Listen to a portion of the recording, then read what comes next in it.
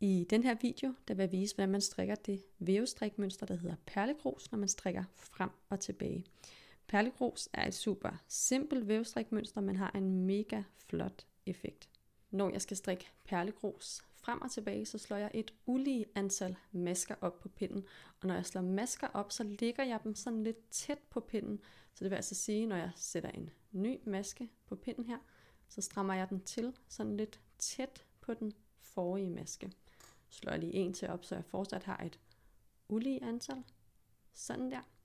Og så kan I se, at mine masker, de ligger ret tæt på hinanden her, hvor i starten, der gjorde jeg det ikke, for lige at vise jer forskellen senere i videoen. Der ligger de med god afstand, og det er altså pænest, at de ligger med tæt afstand.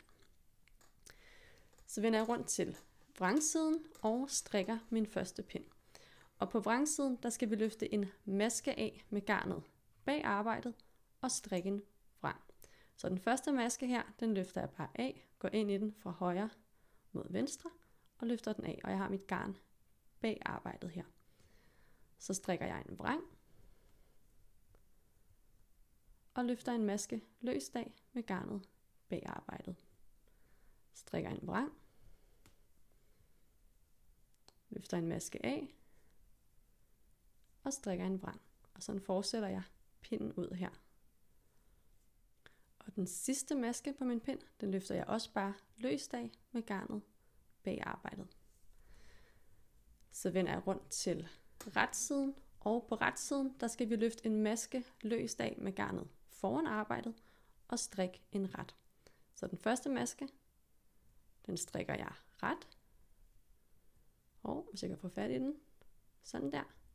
Og den næste skal så løftes løst af med garnet foran arbejdet. Så jeg tager min højre pind ind bag garnet og løfter masken løst af og tager garnet tilbage igen, så garnet det nu ligger sådan foran masken. Strikker en ret, løst af med garnet foran arbejdet, sådan der, og strikker en ret, og det gentager jeg pinden ud her. Og den sidste maske her på retsiden bliver strikket ret. Og det er simpelthen bare de 2 pinde, jeg gentager for at få det her vævestrikmønster, der hedder perlegrus. Så tilbage til vrangsiden, hvor jeg starter med at tage den første maske løst af med garnet bag arbejdet, strikke en vrang,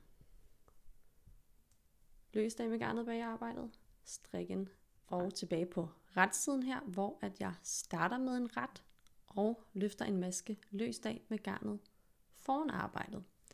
Så på retsiden bliver mine masker altså strikket ret, og mine masker bliver taget løst af med garnet foran arbejdet, og på vrangsiden bliver mine masker strikket vrang, og jeg tager maske løst af med garnet bag arbejdet.